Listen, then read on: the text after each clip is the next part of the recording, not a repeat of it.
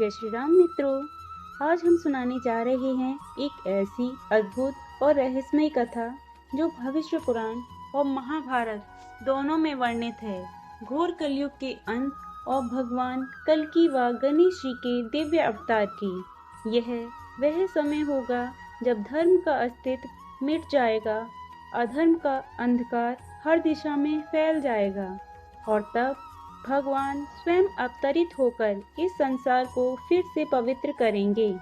तो आइए आरंभ करते हैं घोर कलयुग के अंत और सतयुग के पुनर्जन्म की यह दिव्य कथा।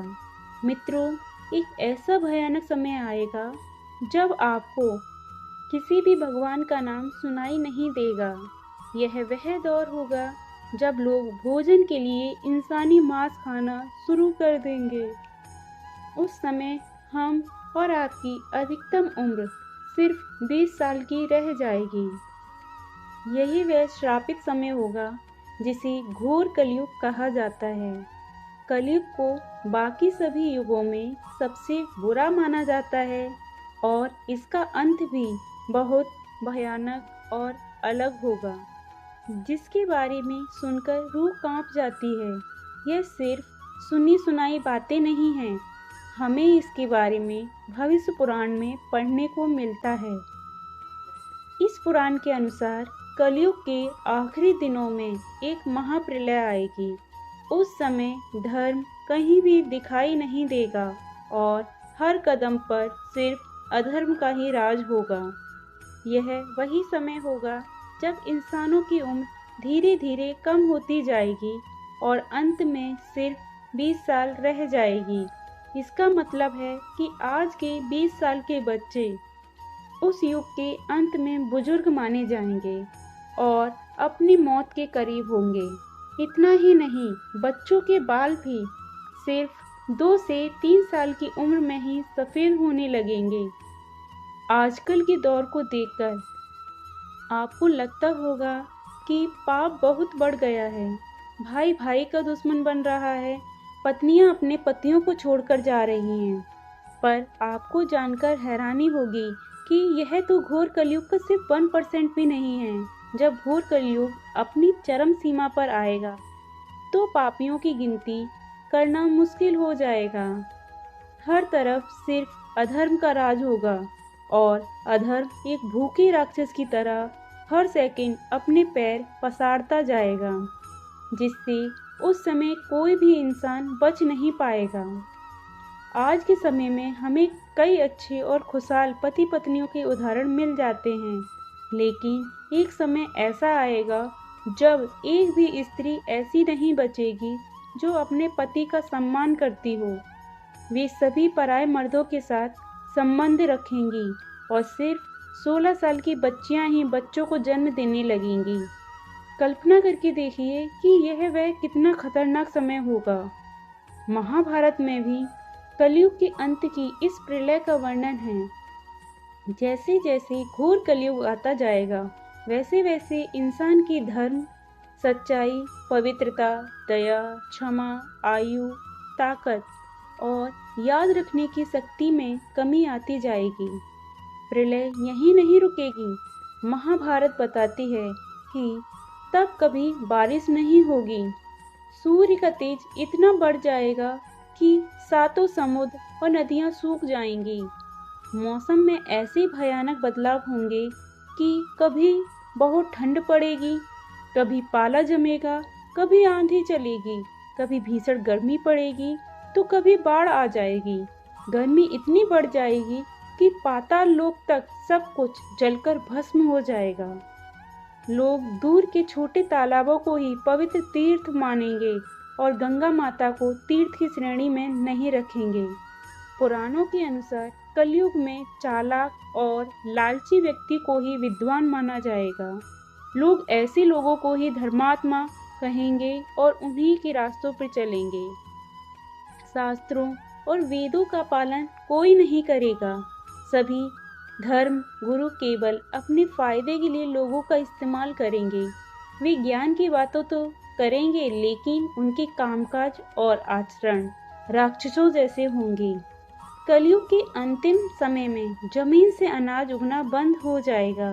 लोग पूजा पाठ और धार्मिक काम करना छोड़ देंगे और सभी मनुष्यों की तुलना पापियों से की जाएगी। इस भयानक युग में जिसके पास धन नहीं होगा उसे अधर्मी, अपवित्र और किसी काम का नहीं माना जाएगा।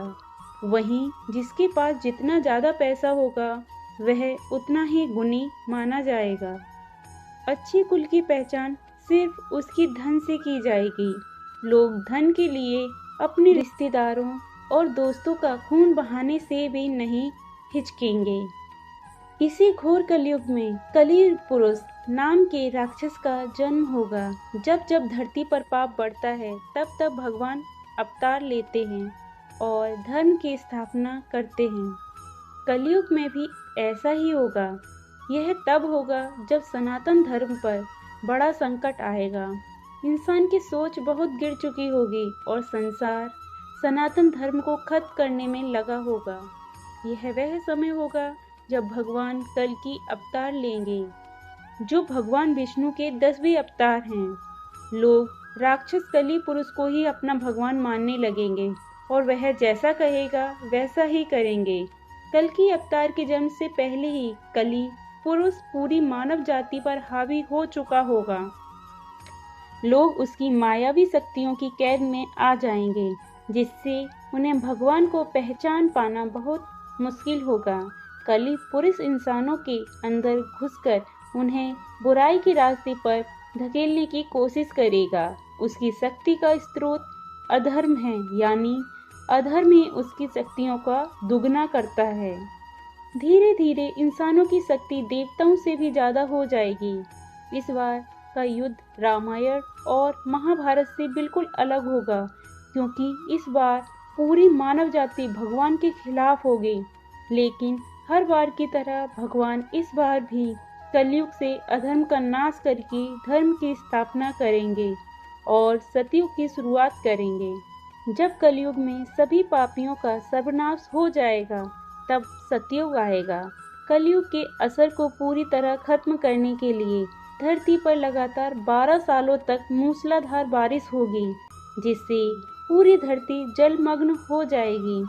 फिर एक साथ 12 सूर्य उदय होंगे और इस जल को सोख लेंगे। तब जाकर इस संसार में फिर से जीवन संभव हो पाएगा। एक खास बात यह है कि वेद व्यास जी ने सभी युगों में कलयुग को ही सर्वश्रेष्ठ बताया है। उन्होंने कहा है कि सतयुग में पुण्य कमाने के लिए जहां 10 लाख का जप करना पड़ता था, वही कलयुग में सिर्फ एक दिन के तप से ही उतना बड़ा पुण्य प्राप्त किया जा सकता है। इसलिए सच्ची भक्ति और व्रत तप के फल के लिए कलयुग ही सबसे श्रेष्ठ समय है। कली पुरुष को हराने के लिए कई चिरंजीवी देवता भगवान कल्कि का साथ देंगे। इनमें से एक हैं हनुमान जी, जो त्रेता युग से इस धरती पर हैं और कलयुग के अंत तक प्रतीक्षा कर रहे हैं। उन्हें एक बार फिर भगवान कल्कि के रूप में राम जी के दर्शन होंगे। परशुराम जी, जो विष्णु के 6ठे अवतार हैं, वह भी जीवित हैं और कल्कि भगवान के गुरु होंगे। कहा जाता है कि वे आज भी महेंद्रगिरी पर्वत पर तपस्या कर रहे हैं और कल्कि अवतार की प्रतीक्षा कर रहे हैं। भगवान कल्कि की 2 पत्नियां होंगी, लक्ष्मी स्वरूपा पद्मा और वैष्णवी शक्ति रूपा रमा। उनके 4 पुत्र होंगे, जय, विजय, मेघवाल और बला। भगवान कल्कि का वाहन देवदत्त नाम का सफेद घोड़ा होगा। वह इसी घोड़े पर सवार होकर पापियों का अंत करेंगे, धर्म की स्थापना करेंगे और पाखंड को खत्म करेंगे। पुराणों में बताया गया है कि अभी कलयुग का आधा समय ही बीता है, इसीलिए इस अवतार में अभी काफी समय है। कल्कि पुराण के अनुसार कल पुरुष का पूर्ण अंत नहीं होगा, बस उसकी शक्तियां खत्म हो जाएंगी और वह अगले कल्प में फिर से प्रकट होगा। क्या आप जानते हैं कि कलयुग में कल्कि अवतार का साथ देने और पापियों का नाश करने के लिए गणेश जी भी जन्म लेंगे। भगवान विष्णु अकेले नहीं आएंगे, उनके साथ विघ्नहर्ता गणेश जी का भी अवतार होगा। कल्कि भगवान जहाँ देवदत्त घोड़े पर सवार होंगे, वहीं गणेश जी नीले रंग के घोड़े पर सवार होकर पापियों का विनाश करेंगे। गणेश पुराण में बताया गया है कि भगवान शिव ने पार्वती से कहा था कि कलयुग के अंत में गणेश जी 4 भुजाओं से युक्त होकर अवतार लेंगे।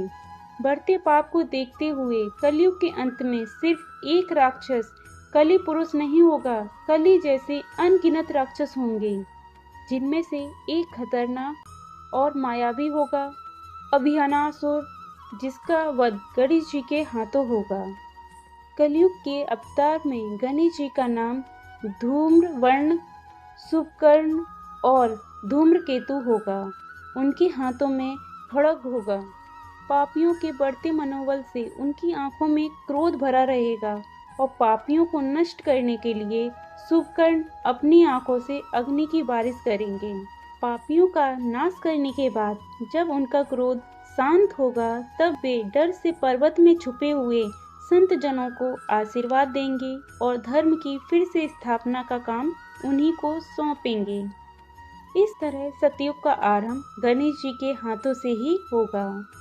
धूम्रकेतु के शरीर से नीली ज्वालाएं उठेंगी। इस रूप में गजानन क्रोधी भी होंगे। मित्रों, आपने देखा होगा कि घोर कलयुग के अंत में किस तरह भगवान कल्कि और गणेश जी अवतार लेकर अधर्म का नाश करेंगे और सतयुग की स्थापना करेंगे। मित्रों, यह थी भविष्य पुराण में वर्णित वह कथा जिसमें बताया गया है कि घोर कलयुग के अंत में कैसे भगवान कल्कि और गणेश जी अवतरित होकर पापियों का नाश करेंगे और सतयुग की स्थापना करेंगे। यह कथा हमें यह सिखाती है कि चाहे अधर्म कितना भी बढ़ जाए, धर्म कभी समाप्त नहीं होता। वह बस प्रतीक्षा करता है अपने समय की। यदि आप भी धर्म के मार्ग पर चलने की प्रेरणा पाते हैं तो कमेंट में अवश्य लिखें जय श्री कल्कि भगवान, और वीडियो को लाइक, शेयर और सब्सक्राइब करना ना भूलें, ताकि ऐसे और भी दिव्य संदेश आप तक पहले पहुंच सकें।